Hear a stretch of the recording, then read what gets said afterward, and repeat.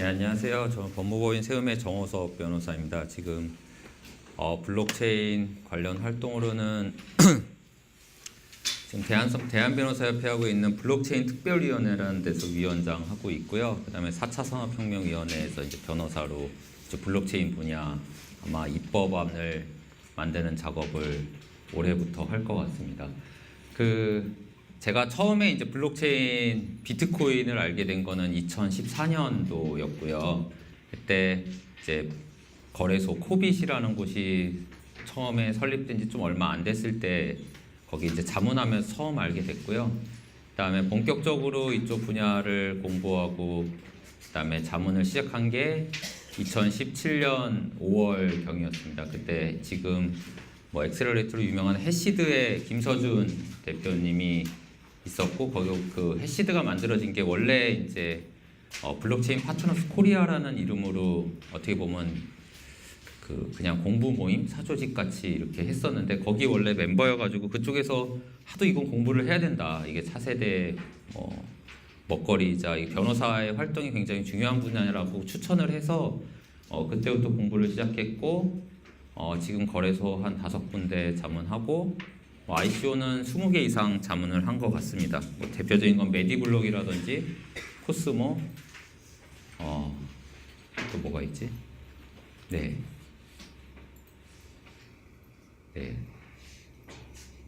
큐브 뭐 이런 정도가 있고요. 해외 거는 뭐 진리카 이제 한국에서 판매해도 되는지 뭐 이런 거를 검토를 했었습니다.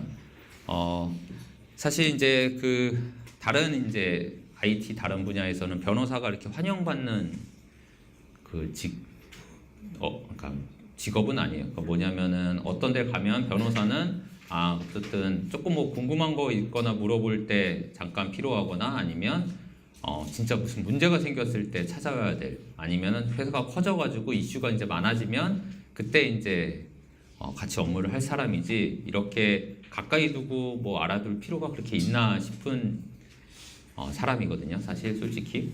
근데 이 블록체인 그때 2017년도부터 이게 막 이렇게 붐이 되면서 변호사가 굉장히 인기 있는 사람이 될 수도 있구나라는 걸 처음 느꼈습니다. 이제 뭐 파티나 이런 걸 가도 예전에 변호사입니다 그러면 네 안녕하세요 하고 저쪽으로 딴 데로 가버리는데 변호사입니다 그러면은 막 몰려들어요 사람들이.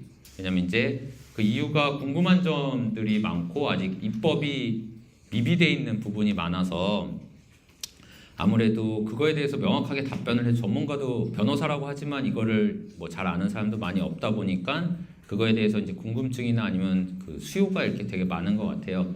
그래서 오늘은 제가 뭐 30분에서 40분 사이에 간단하게 끝내고 그 다음에 질문은 뭐 여기에 나와 있지 않은 거더라도 궁금한 거를 여쭤보면 답변을 하는 방법으로 진행하겠습니다. 한국에서 이제 규제 현황을 보면 2017년도 9월 1일에 가상통화 TF가 발표를 했고요. 두 번째로 2017년 9월 29일에 또 다시 발표를 했습니다. 그리고 2018년 1월 30일 가상통화 관련 자금 세탁 방지 라인이 이 세 개가 이제 크게 지금 한국에서 규제가 이루어졌다, 발표가 이루어졌다라고 보고 있고요. 2017년 9월 1일 날 가상통화 TF 발표의 내용은 처음에는 사기 당시에 이제 암호화폐라고 하는데 정부에서는 명확하게 이제 가상통화라고 합니다. 이건 화폐가 아니다. 그 다음에 암호화 이런 걸 인정하지 않고 그냥 가상적인 거다. 좀 부정적인 인상을 가질 수 있도록 가상통화라는 이름을 계속적으로 쓰고 있습니다. 가상통화 TF가 이제 발표한 내용은 사기 등의 행위는 엄벌하겠다라는 거와 그 다음에 이제 ICO와 관련해 가지고는 증권형 ICO는 자본시장법 위반으로 처벌하겠다 라고만 밝히고 있습니다. 그러니까 지금 뭐 당연한 얘기이고요. 근데 두 번째 좀 바뀐 게 9월 29일 날 급하게 이제 발표를 진행한 게 가상통화 TF에서 얘기한 게 예전에는 증권형 ICO만 금지하겠다라고 했는데 유틸리티 토큰이나 결제형 토큰 모든 형태의 토큰에 대해서 ICO는 금지된다라고 발표를 했습니다. 그러면 예전에는 아까 전에 증권형 토큰인 경우에는 자본시장법으로 위반한다. 된다라고 얘기를 했잖아요. 실제로 자본시장법에 증권을 발행할 때는 어떤 걸 지켜야 된다라는 규정들이 있어요. 근데 그걸 안 지키니까 처벌할 수 있다라는 내용인데, 유틸리티 토큰이나 결제형 토큰의 경우에는 왜 무슨 법에 의해서 처벌하는지를 밝히고 있지 않습니다. 금감원한테 나중에 이제 얘기를 들어보면 사실 이때도 자기네도 처벌 규정이 없는 거 안다. 다만 이때 9월 1일부터 9월 29일 사이에 ICO가 5건이 진행이 됐대요. 한국에서. 물론 사기성이 굉장히 짙은 ICO고, 그때 원인을 9월 1일 날 발표했던 이 발표문을 시장에서 오해하고, 증권형 토큰은 안 되지만 나머지 토큰은 다 되니까 그냥 맘대로 하세요로 오해를 했다 한 것 같아서 부랴부랴 급하게 이제 9월 29일 날 발표를 했다라고 하더라고요. 그런 상황이고, 1월 30일, 이 2017년 말부터 2018년 1월 30일이 사실 이제 그 가격 면에서는 굉장히 이제 변동폭이 컸던 시기입니다. 그 박상기 법무장관이 모든 거 금지한다 발표도 했었고, 이때 이제 신규 계좌 발급도 중단했던 바로 그 가이드라인입니다. 그래서 자금 세탁을 금지하는 법률이 있는데, 그거에 따라서 은행한테 가이드라인을 내리는 겁니다. 그 가이드라인을 내렸고, 이 가이드라인은 실질적으로 여러분들한테는 적용이 안 돼요. 여러분들이 아니라 그냥 일반 사람들한테는 다 적용이 안 돼요. 그냥 은행 등 금융기관에 적용이 되는 겁니다. 그러니까 이런 거 하지 마세요라고 일반 국민들한테 얘기 안 하고, 그 은행들한테 니네 이런 거 조심해서 거래 안 하다가 걸리면 니네 뭐 큰 벌칙을 받을 수 있어. 그러니까 니네 알아서 조심해 라는 가이드라인을 만들었습니다. 물론 그게 아무런 법적 근거가 없는 게 아니라 암호화폐가 자금 세탁의 우려가 굉장히 큽니다. 다루다 보면 실제로 거래소 운영하는데 저희가 뭐 자문을 하다 보니까 자금 세탁 의심되는 거래에 대해서 사실 굉장히 많이 일어나고 있고요. 그거에 대해서 지금 사실 이제 은행이 끼지 않고 거래소 내에서 자금 세탁을 하는 경우에는 마땅하게 대응할 수 있는 방법도 없는 상황입니다. 그러면 여러 가지 이제 법령들이 쭉 나왔는데, 아직까지 그러면 암호화폐가 뭐냐, 아니면은 뭐 가상통화가 뭐냐에 대해서 법령이 존재하지 않습니다. 심지어 정의 규정도 없는 상황입니다. 그러니까 이게 물건이냐, 아니면 이게 뭐 화폐냐, 아니면 증권이냐, 이게 증권이 아닌 뭐냐, 뭐 이런 거에 대해서 전혀 규정이 되어 있지 않습니다. 그렇다 보니까 이걸 어떻게 다뤄야 되는지에 대해서도 지금 명확하게 나와 있지 않은 상황이고요. 실질적으로 그럼 작년 한국 정부는 뭘 이렇게 일을 못하냐, 이런 걸 왜 이렇게 안 하냐 할 수 있는데, 지금 실제적으로 뭐 그걸 비판하는 사람도 있는데, 정부에서는 제가 느끼기로는 일부러 좀 지연을 시키고 있다고 생각을 하고요. 지금은 어느 정도 입법을 마련해야겠다라는 생각은 갖고 있는 것 같습니다. 왜냐하면 당시에는 불확정성이 굉장히 컸기 때문에 법령을 만들거나 지원을 하면은 그게 이제부터는 국가에서 보장해주는 제도구나라고 오해를 할 수 있다라고 생각을 한 것 같고, 실제로 일본이 그렇습니다. 일본이 예전에 이제 마운트 kok스 사건이 발생하고 암호화폐를 제도권 안으로 들어왔는데, 그때 이제 인허가제를 뒀습니다. 그러니까 너네 이런 요건 아니면 안 해. 그리고 이런 거 우리가 인정한 토큰만, 그러니까 암호화폐만 다뤄야 돼라고 했는데, 그게 오히려 거래량을 급속하게 증가시켰다고 합니다. 왜냐하면 정부에서 인정한 거다라는 잘못된 시그널을 그 시그널을 줘가지고 그 암호화폐 거래량이 굉장히 늘고, 지금도 금융당국에서는 굉장히 고민을 하고 있다고 합니다. 일본에서는. 그래서 뭐 한국의 뭐 정부기관이 이런 데들한테 우리 되게 고민이다, 니넨 잘해라, 뭐 이런 얘기도 일본에서 한다라고 하는데, 실제적으로 지금 직접적인 법령은 없고요. 단지 아까 말씀드린 은행 등 금융기관을 규범자로 하는 가상통화 관련 자금 세탁 방지 가이드라인만 있습니다. 그러면 암호화폐, 특히 이제 저희가 이제 ICO 자문도 많이 하다 보니까 여기는 이제 개발하시는 분들 위주로 온 걸로 알고 있는데, 제가 블록체인을 제 강의를 듣고 오해를 안 하셨습니다. 법령이 없다. 와, 여기는 그러면 천국이구나. 내가 뭘 해도 다 안 걸리는 거구나 라고 오해하시는 분들이 정말 많아요. 그게 아니라 직접적인 법령이 없다는 거고, 원래 있는 법령들은 다 적용이 돼요. 그러니까 암호화폐를 가지고 사기를 치면 사기예요. 암호화폐를 가지고 사기쳤으니까 입법의 공백 상태에서 무슨 이게 정부가 너무 무분별하게 규제를 한다라고 말하는 것 자체가 말이 안 되고요. 근데 이런 말씀하시는 분들이 정말 많아요. 뭐 아직 판결이 나온 거 같지만 지닉스 사건 아시죠? 지닉스라고 지금 암호화폐 펀드를 만드셨어요. 그분은 이게 사기치거나 이런 건 아닌 것 같고 정말로 정당하게 사업을 하는데 이제 암호화폐를 모아서 그거를 이제 투자를 굴려가지고 그 투자자들한테 수익을 나눠주는 그런 거를 한 거였는데 굉장히 진정성 있게 암호화폐 이쪽 블록체인 쪽을 다루시는 분 같은데 그분이 인터뷰만 보면 오해하셨던 것 같은 게 여기는 입법의 사각지대인데 빨리 법제를 만들어야지 법제 없는 상황에서 왜 우리를 규제하는지 모르겠다라고 했는데 그 자본시장법을 보면 뭐라고 나오면 집합투자업이 금전 등을 모아서 나중에 그 투자해서 수익을 분배해 주는 걸 집합투자업이라고 하거든요. 근데 금전 등이라고 나오지 금전이라고 나오지 않아요. 금전 등이라는 건 뭘 의미하냐면 법 해석으로도 재산적 가치가 있는 걸 모아가지고 그거를 나중에 분배를 해주면 집합투자업이에요. 예를 들면 돼지 새끼를 진짜 이런 사례가 있어요. 돼지 새끼를 모아가지고 내가 그거를 돼지를 모아가지고 새끼들을 얼마나 막 낳는지 그걸 가지고 나중에 그걸 팔고 이런 것들을 투자자들한테 수익을 나눈다. 그러니까 농장들한테 돼지들을 받아가지고 내가 진짜 잘 키워가지고 이런 거 해줄 수 있다. 그럼 집합투자업이에요. 돈이 아니라 돼지니까 되는 거 아니에요라고 할 수 있는데 그렇지 않아요. 그러니까 금전 등 재산적 가치가 있는 걸 하면 당연히 그걸 지켜야 되는데 그분은 이제 오해하신 거죠. 근데 법에서는 되게 유명한 법언이 있는데 법의 무지는 용서받지 못한다라는 말이 있어요.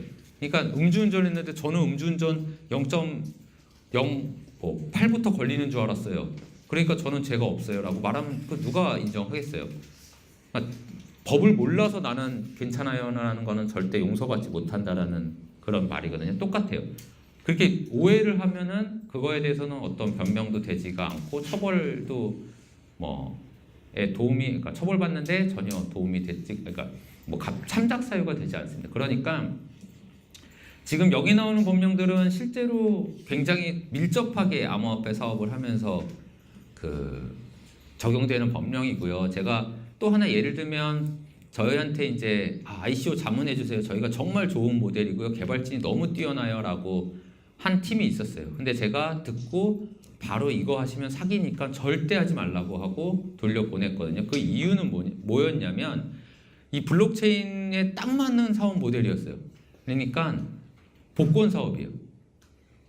그게 이제 당첨자를 뽑고 이런 게 조작, 로또도 맨날 얘기 나오죠. 이거 조작 가능성 이런 거 얘기 나오잖아요. 그러니까 그런 거를 투명하게 하고 분배도 어떻게 되는지 다 공개하고 그치 블록체인은 그거에 맞네. 그거에 맞게 어떻게 하는 거 분산 이런 거 다 하고 그다음에 채굴형 이런 거 다 모델 다 짰어요. 근데 좋아 보이죠. 그래서 어떻게 수익도 많이 날 수밖에 없는 상황이고 그러니까 분배가 수익들이 이제 그 토큰 홀더들한테 많이 분배될 수밖에 없는 상황이고 참여자들한테 그런 토큰 이코노미까지 다 짜왔어요. 근데 제가 잠깐 만나가지고 그거는 하시면 안 돼요 라고 말씀드린 이유는 한국에서 복권 사업은 아무나 못해요. 근데 블록체인으로 하면 할 수 있는 거 아니에요 라는 그 사고방식 자체가 되게 잘못된 거예요. 그러니까 우리가 여기 있으신 분들 블록체인에 관심 있어가지고 블록체인으로 나중에 사업을 하시거나 아니면 무슨 어떤 팀에 들어가실 텐데 그냥 블록체인이 아니다라고 생각하고 사업하시면 돼요. 블록체인이 아닌데 내가 복권 사업을 하려고 마음 먹으셨으면 잠깐만 이거 복권 내가 할 수 있는 건가라는 생각을 분명히 하셨을 거거든요. 근데 블록체인으로 올리면 블록체인에 이게 이상이 많네? 그러면 이상 애들 다 그 법이나 이런 것들은 다 생각을 안 하시고 할 수 있다라고 생각하시는 분들이 많아요. 그러니까 여기 오신 분들은 다른 거는 다 차치하고 내가 앞으로 어떤 사업을 하거나 아니면 어떤 팀에 들어갈 때 그 팀이 이게 블록체인이 아예 아니다. 그러니까 무슨 물류를 이제 블록체인화 해가지고 그러니까 이게 분산화 시키고 사실 요즘에는 또 잘 아시겠지만 이제 다들 분산화만 하는 게 아니라 이제 그 센트럴라이제이션을 하는 거랑 같이 이제 섞기도 하고 이러잖아요. 그거에 대해서 이런 거 다 빼고 내가 물류 사업하는데 어떤 사업 뭐가 필요하지? 예를 들면 개인정보 관련된 거 하는데 개인정보 요즘에 유출되면 되게 무섭고 뭐 이런 거 수집할 때도 되게 뭐 동의받고 막 이래야 된다는데 여기는 개인정보 가지고 나중에 뭐 사업을 뭐 해가지고 같이 공유하면서 이거 다 같이 좋은 겁니다. 다 같이 좋은 거니까 뭐 인허가나 뭐 사업 뭐 다 괜찮겠지? 절대 안 그렇거든요. 그러니까 우리가 뭘 하는지를 알고 그거에 따라서 법규에 제한되는 게 없는지는 꼭 생각을 하셔야 됩니다.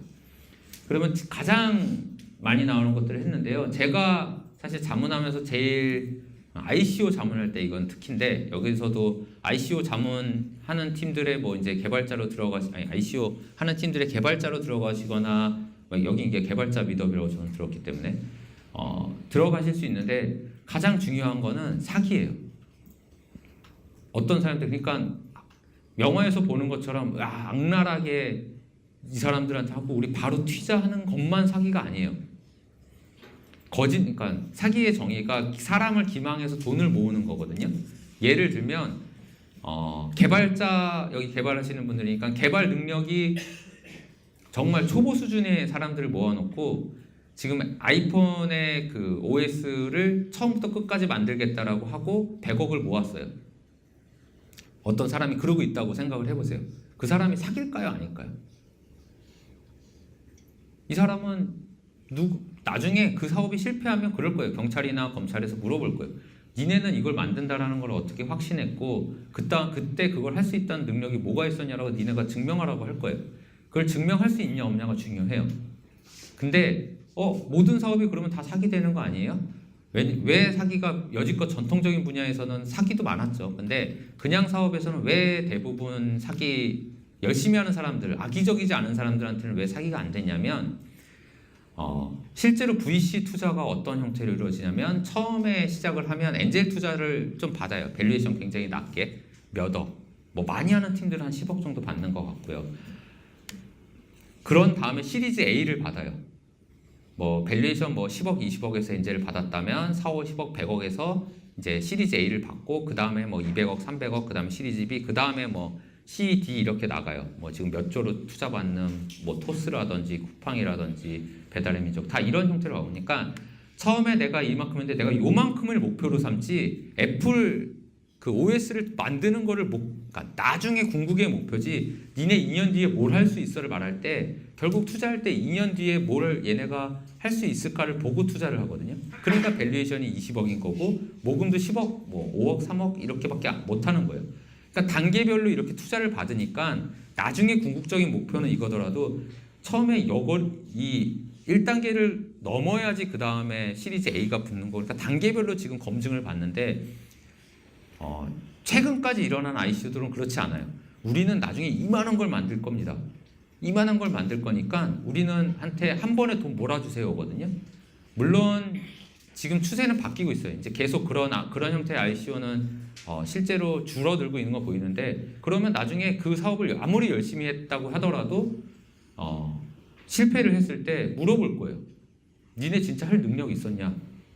니네 그냥 돈만 모아가지고 뭐 능력도 없는데 이상한 데 쓴 거 아니야? 이런 얘기 많이 할 거예요. 실제로 저는 올해 ICO 프로젝트들에 굉장히 많은 프로젝트들이 사기죄로 문제가 되고 상당 부분은 형사처벌을 받을 거라고 예상해요. 제가 알고 있는 어떤 팀 같은 경우에는 작년에 200억 정도를 모았어요. 당시 이더리움 가격으로. 근데 뭐 잘 아시겠지만 폭락을 했죠. 근데 현금화를 하나도 안 해줬어요. 팀 내부에서 하자는 쪽과 안 하는 쪽이 있었는데 안 하는 쪽이 대표였기 때문에 대표가 우직하게 안 하는 걸 더 올라갈 거다라고 믿었던 거죠. 팀 박살났어요, 그냥. 그리고 운영비가 거의 없어요, 지금. 나중에 이제 마음먹혀 살펴봤지만 이쪽이 지금 되게 비정상적인 건 맞아요. 왜냐하면 이상하게 돈이 많이 들어요. 그러니까 돈을 쉽게 벌었다고 생각하니까 다 쉽게 뭐 예를 들면 상장피가 무슨 몇십억, 몇억 이게 몇억, 몇십억이 얼마나 큰 돈인데 그거를 상장은 무조건 안 하면은 커뮤니티 방에서 난리 나니까 그 돈을 쓰죠. 뭐 홍보 마케팅 하는데 몇억 쓰죠. 일반 사업하는 것도 돈 지금 단가가 굉장히 높거든요. 뭐 커뮤니티에 이거 관리해 주는데 연봉이 그러니까 관리한다는 분은 제가 비하하는 건 아니고 근데 경력이 없는 분인데 바로 1억이 급여래요. 그래서 와, 이쪽은 진짜 돈이 그냥 기준이 다르구나라고 느끼는데, 실제로 그랬을 때 그분들이 나중에 경찰 수사받을 때 괜찮을 수 있을까? 만약에 저한테 와서 저희 무죄로 변호해 줄 수 있어요 하면은 정말 어려울 것 같아요. 저희가 작년에 제가 20몇 건 정도 자문을 했다라고 했는데, 실제로 저희가 상담하거나 자문 제안 요청 받은 거는 한 150건 넘는 것 같아요. 거의 뭐 한 10에서 20%만 저희가 자문을 하고 나머지는 돌려보낸 이유가 그거였어요. 저희는 같이 하는 프로젝트들이 뭐 사업적으로 성공할지 몰라도 법무법인이 자문하는 데가 사기를 자문하면 안 된다고 생각해서 돌려보내는데, 그분들이 저희는 사기꾼이니까 뭐 해주세요 이런 나쁜 의도를 갖고 온 게 아니라, 다들 이렇게 쉽게 돈 버는 것 같은데 그냥 놔도, 근데 저는 진짜 열심히 할 거예요. 딴 데 개인적으로 안 쓸 거예요. 근데 한 번에 돈 모을 수 있을 때 모으면 좋잖아요 라고 생각하는 게 되게 위험한 거거든요. 그러니까 나중에 뭘 하든지 간에 내가 이걸 경찰 조사를 받았을 때 사업은 90%는 실패해요. 제 옆에서 보면은 저희 뭐 고객들 중에 지금 몇천억 회사, 아직 유니콘 된 회사는 없는데, 처음에 진짜 10억짜리 회사에서 시작해서 그 밸류에이션 10억이었던 건 자본금 1,000만 원짜리에서 시작해가지고 지금 뭐 몇천억 되는 회사들 굉장히 많은데, 그거보다 훨씬 많은 숫자들이 저는 정말 성공할 것 같았고 정말 열심히 하셨던 분들이 망했던 분들도 정말 많아요. 어쨌든 그러니까 저 법무법인에 그래도 자문을 받는 것들은 그래도 규모가 어느 정도 좀 되는 데고 잘 된다라는 쪽일 거잖아요. 되게 어려운데 법무법인 자문을 못 받을 텐데, 거기서도 그렇게 많은 비중이 일어나는데, 실제로 그 뭐 사업하시거나 이러면은 옛날 IT 분야도 90% 이상 망하거든요. 10%가 성공하는 게 아니라 10%가 살아남는 거고, 그럼 망하는 회사들이 다 사기로 처벌받을 거냐? 안 그래요. 근데 이 ICO나 이런 블록체인 쪽에서는 잘못 디디면 사기로 될 가능성이 커요. 아까 같이 복권 사업, 자기는 그런 거 몰랐는데 너무 좋을 거라고 생각했는데, 이건 명확하게 판례가 있는 게요, 가능성이 없는 걸 가지고, 이룰 수 없는 걸 가지고 펀딩 받거나 이러면 사기예요. 한국에서는 복권 그 사람이 할 가능성은 없어요. 근데 복권 사업 하겠다고 그러고 돈을 100억 모아요. 신문 기사가 어떻게 나올 것 같아요? 법률상 금지되어 있음에도 복권 사업 한다라고 순진한 뭐 100여 명의 누구로부터 얼마를 모아서 그냥 그렇게 나올 거예요. 그러니까 이 부분은 정말 신경을 쓰셔야 돼요. 나는 대부분 근데 신경 안 쓰시는 게, 물론 진짜 사기꾼들도 있지만 저희는 진짜 열심히 할 건데요 이러고 막 이러면 사기가 안 될 거라고 생각하시는데, 절대 그렇지 않아요.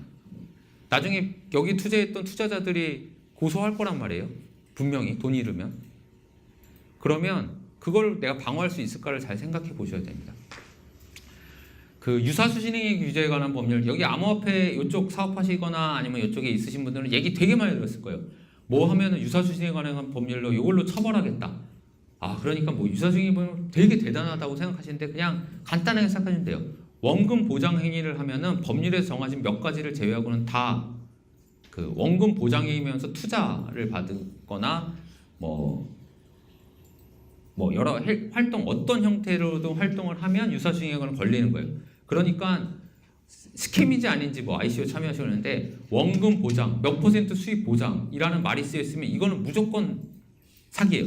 사기는 아니지만 유사수익에 관련 법률에 그냥 걸리는 거예요. 그러니까 절대 그런 프로젝트에는 참여하시면 안 되고, 아울러 여러분들이 참여하고 있는 하고 있는 프로젝트에 그런 용어를 쓰시면 절대 안 됩니다. 그냥 쉽게 원금 보장하면 안 된다고 생각하시면 돼요. 네. 신부님들 그러면 아까 그 얘기한 게 스테이블 코인은 어떻게 그건 어느 정도 가격이 계속 유지가 됩니까? 스테이블 코인에서 가격이 유지대로 설계된 거지, 발행자가 나는 이게 떨어지면 내가 보상해 줍니다라는 말은 안 쓸 거예요. 떨어지면, 만약 그게 스테이블 코인이 진짜 1달러짜리가 1달러로 가지 않잖아요.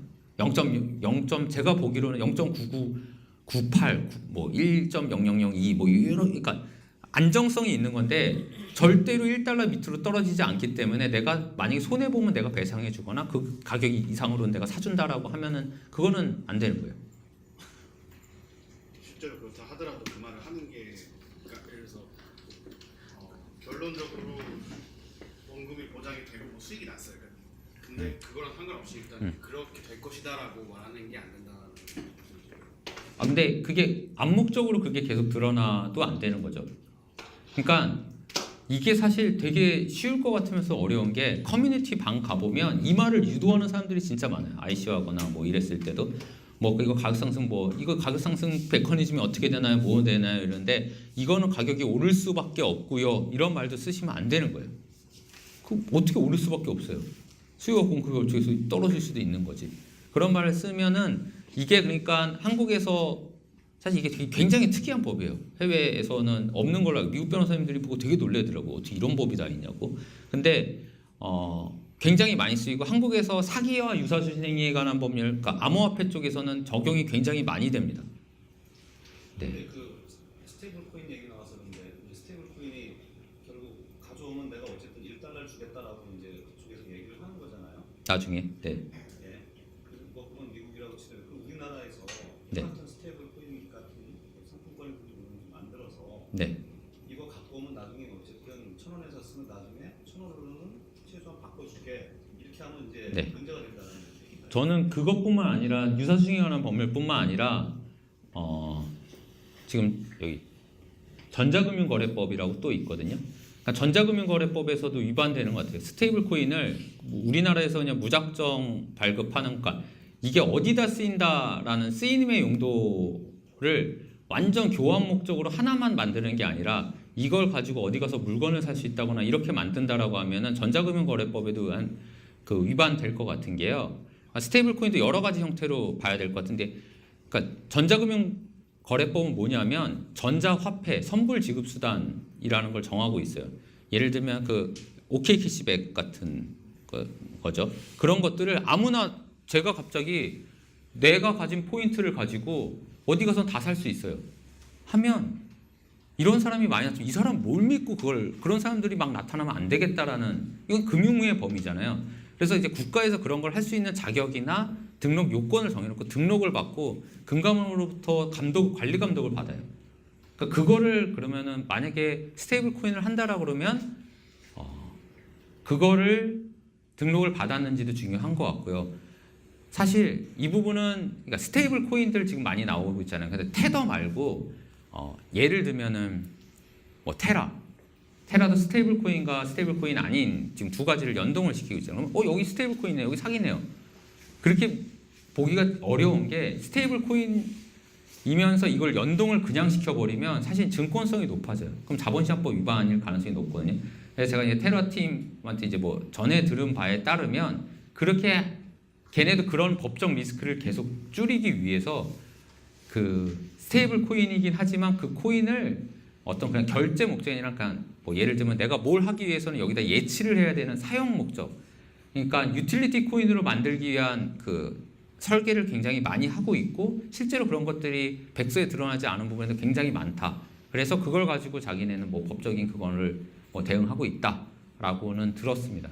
근데 뭐 제가 모든이 아니라 뭐 스테이블 코인의 정확한 각 스테이블 코인마다 다를 것 같아요. 작년 중후반기에 스테이블 코인이 약간 붐같이 이제 굉장히 한국에서도 많이 하려고 했는데 그 부분에 대해서는 구체적으로 백서를 어떻게 쓰이냐 이걸 보고 이건 안 된다 된다를 말씀드릴 수 있을 것 같아요. 네.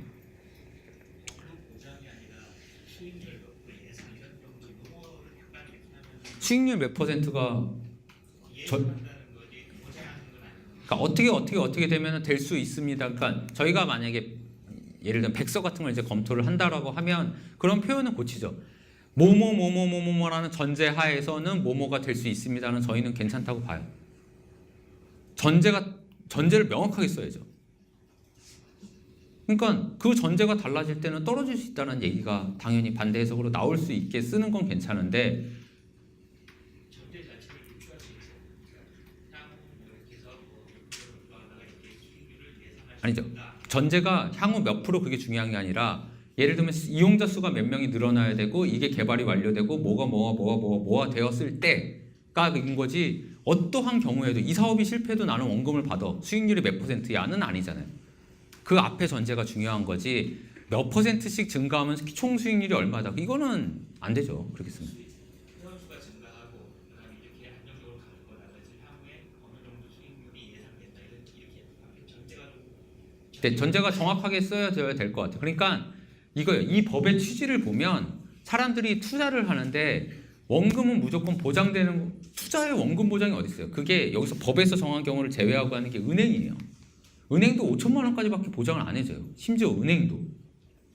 근데 은행이 아닌 경우에도 원금이 보장됩니다. 이런 거는 그런 오인하게 하지 마라. 투자의 리스크는 확실하게 알려라라는 게 이 법의 취지예요. 그러니까 구체적인 문구나 이런 거는 뭐는 되고 뭐는 안 되고가 판례나 이런 걸 보고 조금씩 나올 수 있는데 모든 거가 뭐 도식화되어 있지는 않아요. 비슷한 얘기긴 한데 만약에 싸이월드에서 도토리를 팔았는데 네. 그 도토리가 나중에 필요가 없어지거나 뭐 이게 나중에 압수이 돼서 만약에 100원을 계산 100원을 쳐주고 보증금화를 할 수 있다라는 경우도 문제가 됩니다. 얼마에 샀는데요? 원금에. 100원을 샀는데 100원을 네, 그건 문제 된다고 생각해요. 만약 지금 전 싸이월드 그 프로젝트 안 봤거든요. 근데 그렇게 만약 백서에 써 있거나 홍보를 하면 전 굉장히 문제라고 생각합니다. 이거는 정말 기본적인 법이기 때문에 그거는 아예 그냥 법무 검토도 안 받고 그냥 진행한다고 볼 수밖에 없어요. 이거를 놓치는 변호사는 저는 정말 자격이 없는 사람이라고 생각하는데 그걸 놓쳤을 것 같진 않아요. 그렇기 때문에 아니면 그냥 그냥 예민데 그거 실제 그냥 연관돼 있는 건 아니고 그냥 생각적으로. 네, 그거 안 됩니다. 안 됩니다. 그게 가능하세요? 생각을 해보세요. 이거 망해도 내가 100억 원 돌려줄게가 가능하다고 생각하세요? 망했는데 그러면은 그 대여죠. 대여기도 하고 그럼 수자 수익률 되고 그럼 그 사람의 자력은 어떻게 믿고 뭘 그 약속을 어떻게 해요 그거를? 그렇잖아요. 파산 날 텐데 망하면은 자기도 돈 다 써가지고 파산 날 텐데 뭘 누가 100억을 해줘요? 불가능한 거예요 그건. 그러니까 그런 불가능하니까 그런 말 하면 안 된다는 거죠. 심지어 국가가 그렇게 관리하고 있는 은행도 파산 나고 이러는데 파산 나면 돈 못 벌려 받잖아요. 누가 뭘 자기가 그걸 해요? 아니, 블록체인이나 뭐 이런 데서 보면 리워딩을 받잖아요. 그거를 현금화를 할 수 있는 어떤 방법이 필요한데 네. 그 거래소를 통해서밖에 현금화할 수 없는. 아니죠. 그게 원금 이상을 보장하는 게 아니라 리워드를 많이 받다 보면 원금 이상이 됐네? 이건 괜찮은 거예요. 근데 너가 리워드를 받고 뭘 했는데 원금보다 적으면 내가 보장해 줄게가 안 된다는 거죠. 그러니까 내가 아무리 투자를 해도 이게 원금 손실을 안 봐 라고 얘기하는 게 안 된다는 거지. 네. 그러니까 내 원금은 까먹을 수 있습니다라는 거를 여기 참여하는 사람들이 알 수 있게 하면 괜찮아요. 근데 잘 되면 원금 이상, 리워드를 원금 이상으로 받을 수도 있어요는 왜 안 되겠어요? 네. 네.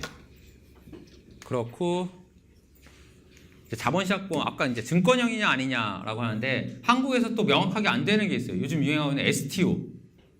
금감원 담당자분들이나 뭐 이런 분들도 명확하게 이렇게 생각하고 있는 것 같아요. 그러니까 증권인지 아닌지 토큰이 증권인지 아닌지 판단하기는 굉장히 어려워요.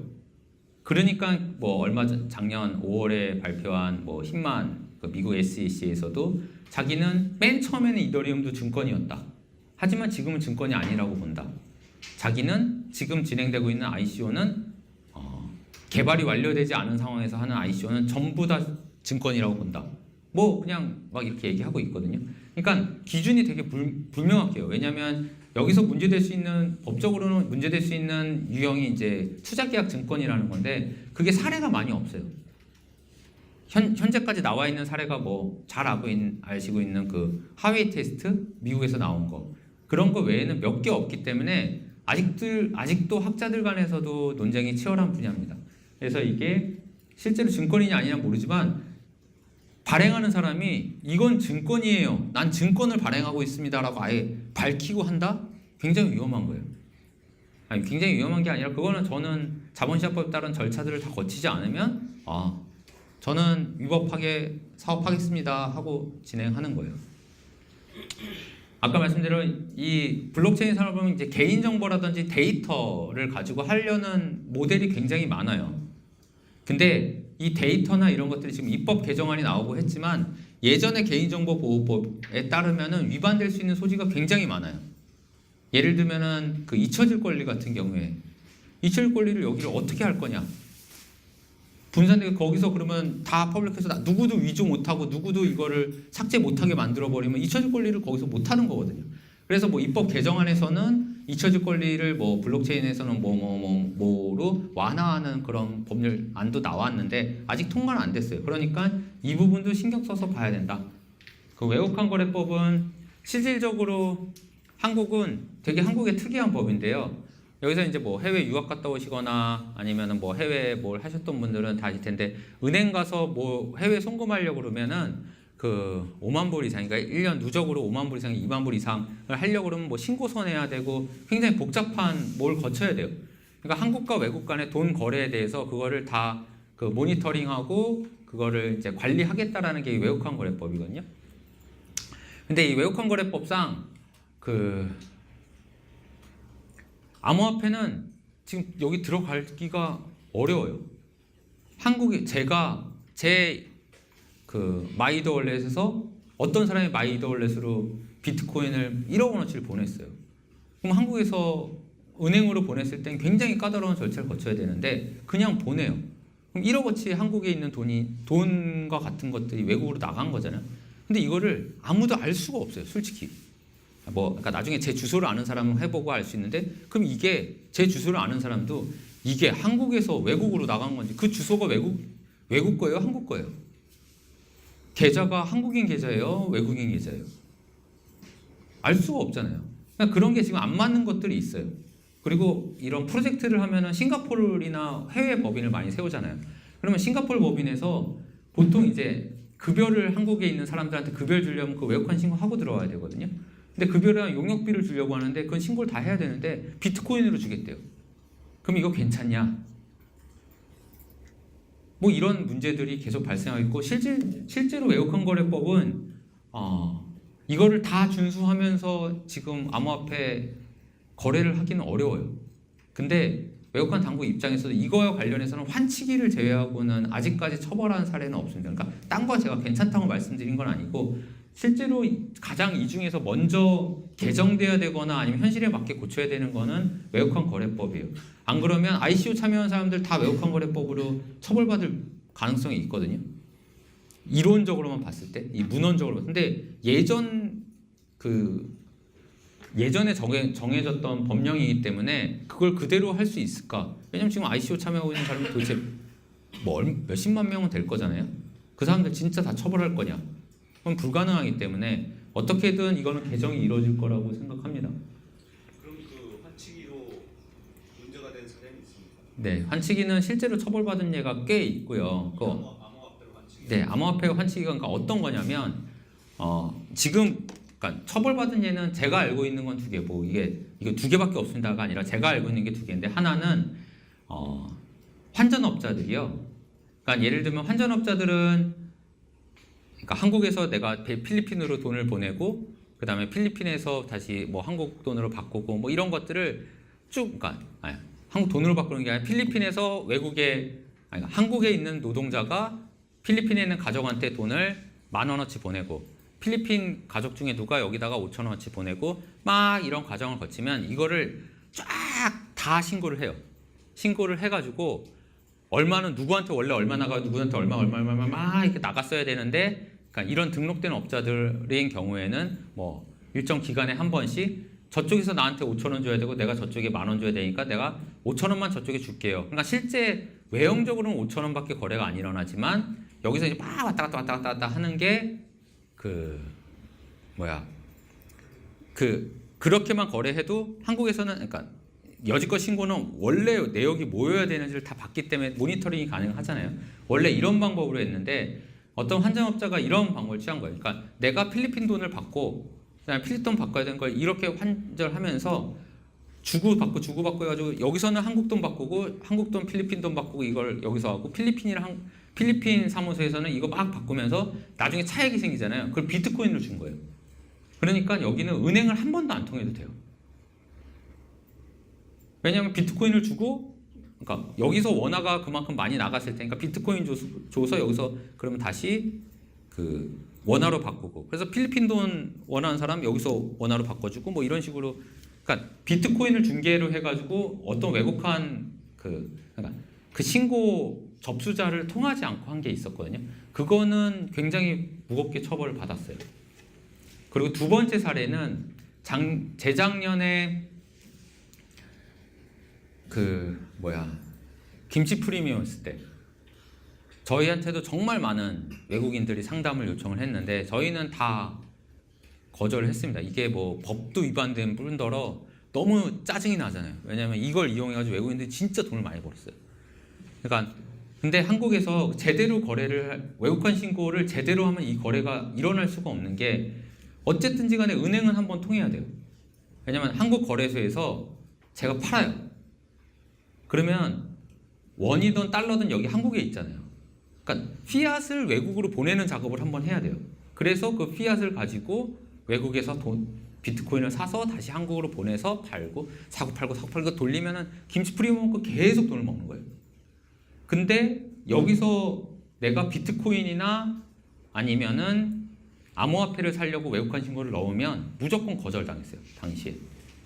그러니까 안 돼요. 그 목적으로 외국환 신고 거부 사유였거든요. 그렇게 또 지금도 그렇고. 근데 그거를 거짓말로 하거나 하면 신고 안 하고 다른 명목으로, 그러니까 예를 들면 아까 유학비는 신고 안 하고 갈 수 있으니까 유학비라고 하면서 아는 사람 명의 빌려 해주고 이거를 5천억 한 외국인이 있대요. 5천억어치 거래를 해가지고 돈 진짜 엄청 벌었대요. 엄청. 근데 그 사람 처벌됐죠. 네. 실제로 뭐 이렇게 차액을 거래를 한 게 문제가 된 게 아니고 외국환 신고 안 한 거. 왜냐면 차익 거래가 왜 제가 되겠어요? 내가 한국에서 그러니까 예를 들면은 괌에서 뭐 아기용품이 싼데 싸게 사서 한국에서 비싸게 파는 게 그러니까 그거는 사실 문제 안 될 거잖아요. 그 시장 논리 강연한 거 아니에요. 그 과정에서 근데 그걸 그렇게 사오면서 관세를 안 물었다 그러면 그게 문제가 되는 거지. 싸게 사서 비싸게 파는 게 왜 그 시장 논리를 막는 거죠, 그건 문제가 안 되죠.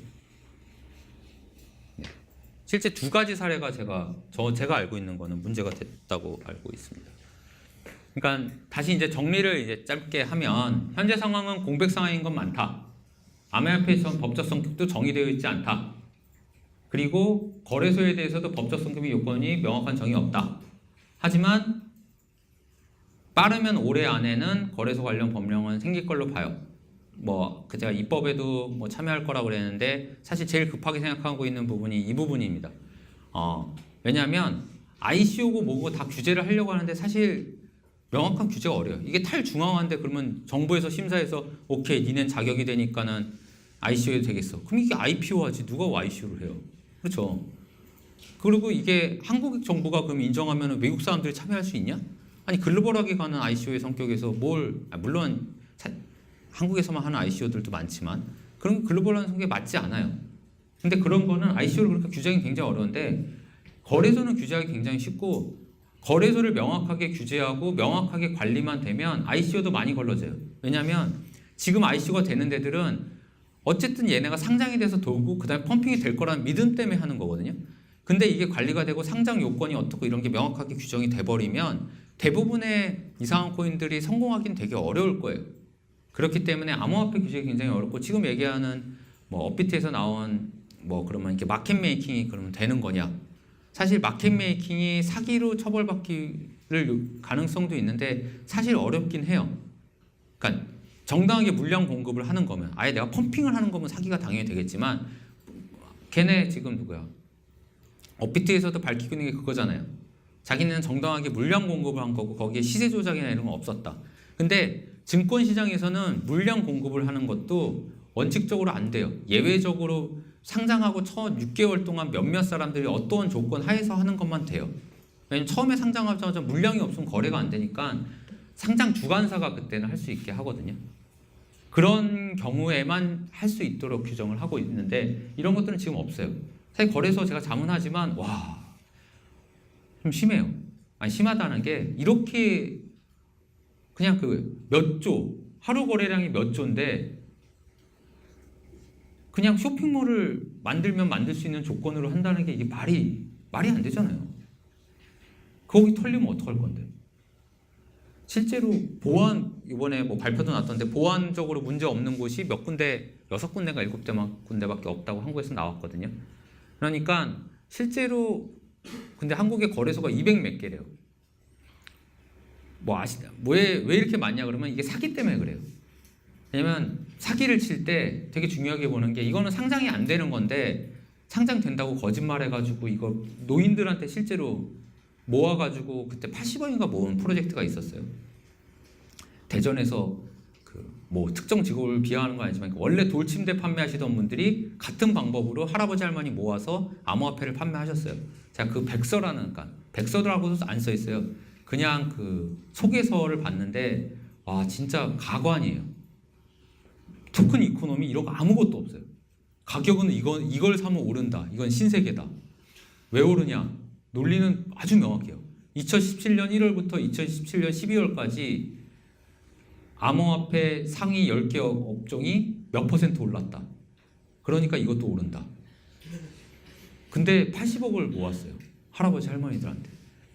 그래서 이제 검찰이 수사를 다 하니까 니네 이거 상장되고 어디서 쓰인다는데 이게 말이 되냐 그러니까 얘네가 상장을 시켜갖고 왔대요. 어디다 시켰냐? 자기가 거래소 만들어서 그 토큰만 거래가 되고 있대요. 그게 거래가 되겠어요? 그러니까 말도 안 되는 거예요. 예전에는 근데 그랬어요. 이게 실제로 상장이 된다라고 얘기를 하고 뭐 증권을 판매를 했어요. 곧 상장될 거라고 얘기를 하고 우리 주식을. 근데 상장이 안 됐어요. 상장될 가능성도 없었어. 그러면 얘네가 한국 거래소가 가지고 우리 거 상장시켜주세요 한다고 안 시켜주니까 사기 되잖아요. 근데 얘네는 검찰이 니네는 상장도 안 되는 거면서 뭘 이렇게 하니까 다음 조사받을 때 저희 상장됐는데요 갖고 왔대요. 이게 말이 안 되잖아요. 그러니까 이런 것들이 사실 빨리 규제가 돼야 돼요. 어떻게 됐어요? 결국? 저희 지금 재판 중이에요. 네. 근데 그 제가 검찰 그거 한 게 사실 그 검찰에서 약간 도움을 요청했어요. 그러니까 이런 식으로 나오는 누가 봐도 이놈들은 나쁜 놈들인데 법리적으로 되게 구성하기가 어려운 거예요. 상장 안 된다면 상장했어. 니네 이건 쓰이는 것도 없잖아. 그랬더니 커피숍 몇 군데 지금 열심히 사업하고 커피숍 몇 군데에서 쓰이려고 MOU 우리 사업 협업 다 받아왔다고. 그러니까 그런 코인이었어요. 정말 아주 단순하게 한국의 커피숍, 뭐 마트 이런 데서 전부 쓰일 수 있는 코인을 만들겠다. 이게 여기서 쓰이면 가격이 어떻게 올라오고 그냥 이 코인이에요. 말도 안 되는 어떻게 다 쓰? 근데 자기가 아는 커피숍 주인 이런 사람은 MOU 갖고 와가지고 니네가 검찰이 방해만 안 하면 난 할 수 있는데 니네 때문에 지금 망하게 생겼다 이러고 있는 거예요 지금. 네, 하여튼 그런 상황입니다. 그리고 마지막으로 하려는 거는 또 오해할 수 있는 게 저희 한국은 너무 이상해, 너무 빡세. 그러니까 난 해외 나가서 사업할래 라고 하고 지금 해외 많이 나가잖아요. 한국은 원칙적으로 속인주의예요. 그냥 이해를 그렇게 합니다. 한국의 네덜란드, 미국 캘리포니아, 대마 합법이에요. 여러분 나가서 그 나라에서 대마 피면 한국 와서 잡혀요. 한국 사람이 외국 가서 뭘 하든지 간에 그냥 똑같아요. 그러니까 외국 가도 나는 한국 법상 괜찮아지겠지 절대 안 그래요. 법인 설립한다, 실질적 지배자가 처벌받는다라는 게 있기 때문에 안 돼요. 그러니까 외국 나가면 괜찮겠지라는 것도 오해다. 거기까지 생각하시면 되겠습니다. 뭐 중간중간 질문 많이 해주셔가지고 시간 다 됐는데요. 뭐 한두 분만 질문 더 받고, 그러니까 제가 말씀드린 거 아니더라도 뭐 하다 궁금하셨던 거 있으면 질문해 주십시오. 네. 일반적으로 블록체인을 참여하면 리워딩을 이렇게 받는 게 전 세계적으로 받잖아요.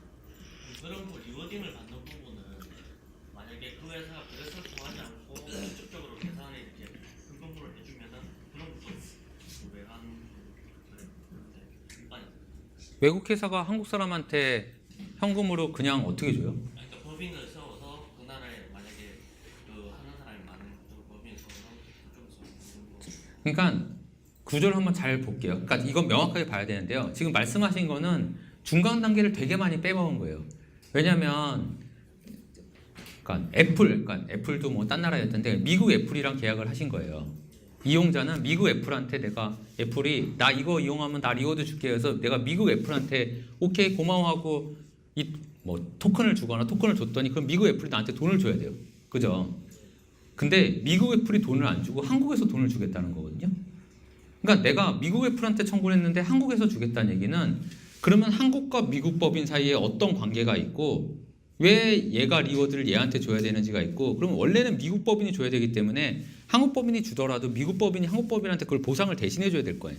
그러면 이런 관계에 대해서 여기서 그럼 외국환 신고가 일어나야 되는 거죠.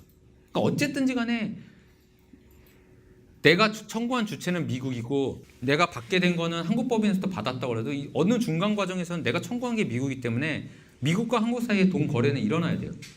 그 과정에서 외국환 신고가 일어나야 되는 거죠. 그리고 리워드라는 거는 그냥 막, 왜냐면 보상 시스템이 없으면 퍼블릭 블록체인에서는 일어나기가 어려워요. 왜냐면 그게 노드들이 일을 해가지고 그것들을 만들어야 되는 거잖아요. 그러니까 보상 체계는 무조건 일어나야 돼요.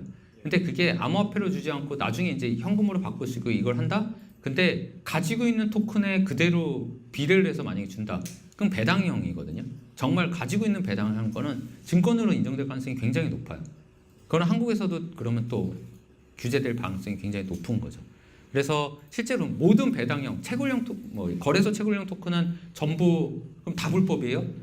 거기서 거래소 채굴형 토큰을 보면 그래서 머리를 쓴 프로젝트들이 되게 많아요. 토큰을 내가 이걸 많이 사면은 그 보상을 받는 게 아니라 거래액이라든지 어떤 활동을 할 때 보상을 받게 돼 있어요. 내가 주식 배당을 받을 때 주식을 많이 가지고 있으면 배당을 하지 내가 열심히 활동을 했다고 배당을 하진 않아요. 그러니까 주식 배당과 다른 형태를 많이 넣어놓는 거예요. 그러니까 그런 식으로 이렇게 막 주식형으로 안 보이게 하려면 좀 그렇고 아니게 만들려는 노력들을 합니다. 그거는 그러니까 리워드를 주는 형태가 뭐고 어떻게 주고 어떤 이코노미를 갖고 있느냐에 따라서 이게 되냐 안 되냐가 다 달라져요. 리워드 없이 퍼블릭 블록체인은 어떻게 해요? 그냥 채굴 개념이 아니고 이 네. 사람이 예를 들면 뭐 예전에 리포랑 프로젝트 같은 경우는 자기의 어떤 건강 정보나 뭐 다이어트 정보를 해서 이제 코인을 만든 거죠. 만약 그 코인을 다른 나라에서 받았는데 그걸 현금화하고 싶을 때 거래소를 거치지 않고 네. 어떻게 따로 개인적으로 그 회사가 법인이 세워져서 네. 거기서 직접 해준다고 했을 때 네. 그런 부분은 이 사람이 어떤 준다는 뭔가 정보나 어떤 부분 저는 우선은 그러니까 그거는 저 잘 봐야 되는 것 같은데 제가 그 프로세스 사실 몰라서. 근데 현금으로 보상을 해준다는 것 자체가 전 조금 위험한 것 같다. 그러니까 유사수신 행위라든지 이런 거에서 좀 그러니까 그거 잘 짜지 않았으면 법에 위반될 소지는 되게 높을 것 같은데요. 잘 짰으면 괜찮을 수도 있는데. 네. 일단 결론적으로 가장 무난한 거래소 통해가지고 대부분이 그렇잖아요. 자기가 해준다는 모르겠어요. 제가 보거나 제가 자문했던 중에는 자기 자신이 해주면 전자금융거래법에도 위반될 소지가 굉장히 높고요. 전자금융거래법상 선불지급수단이나 전자화폐로 인정되려면 자기가 돈으로 바꿔줄 수 있어야 돼요. 그러면 이제 위반 소지가 있어가지고 사실 그건 제가 그러니까 그 특정 프로젝트 이름이 나왔기 때문에 뭐 더 얘기하는 건 좀 그런데 좀 그러니까 저는 좀 이해 안 돼요. 네.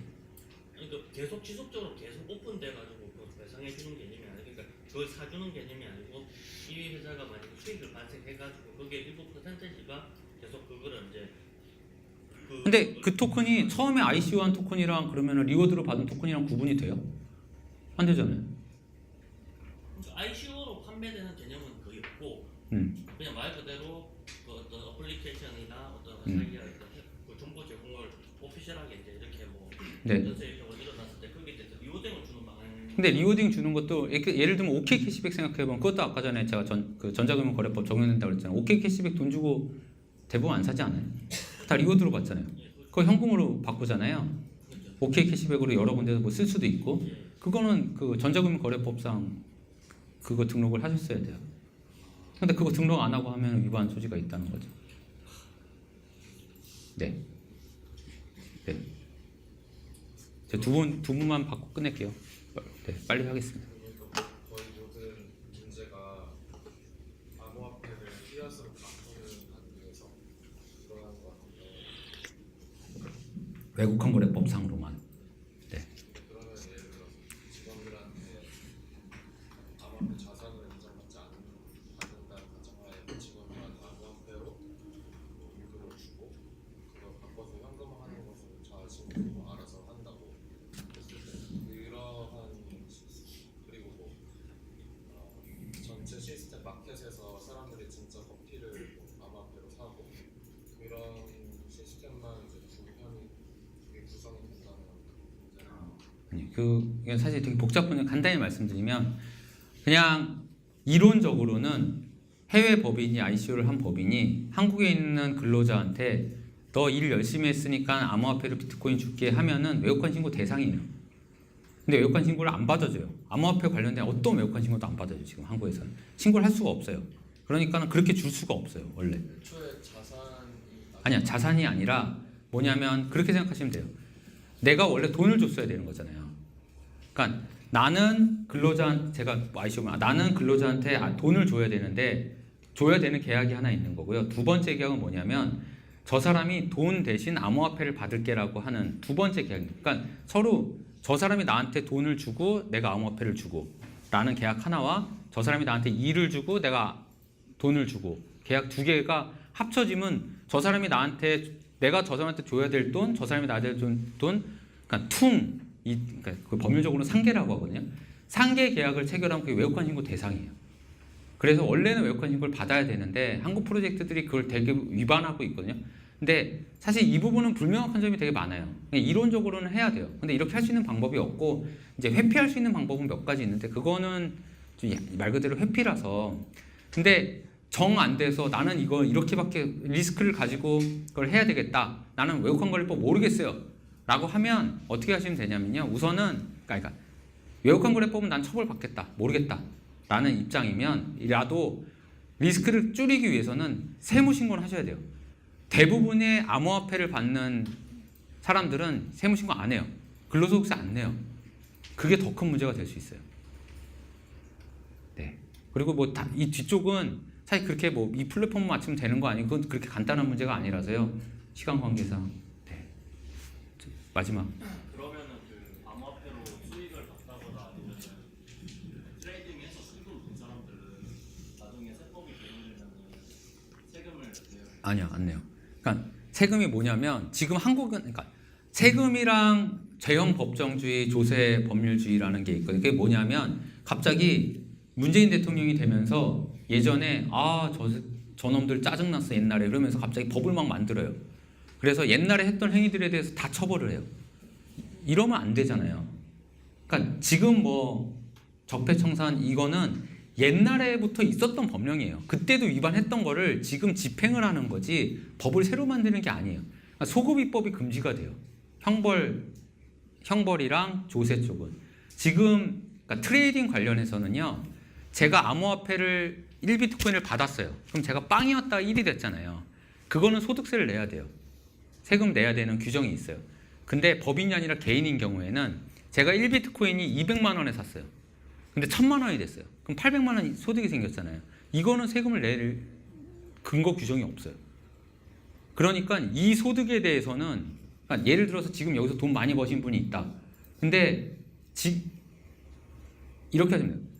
법령이 생기기 전에 다 처분하세요. 한번 쫙 처분해가지고 내가 500만 원이었는데 요즘 이제 장이 안 좋으니까 그렇게 많이 버신 분이 있을지 모르겠지만 500만 원인데 1000만 원이 됐어요. 그럼 1000만 원을 한번 환금 환전을 하고 기록 남겨놓고 다시 비트코인 그때 사서 그때부터 하면은 1000만 원까지는 그러니까 법률이 생기기 전까지는 수익은 과세를 못해요.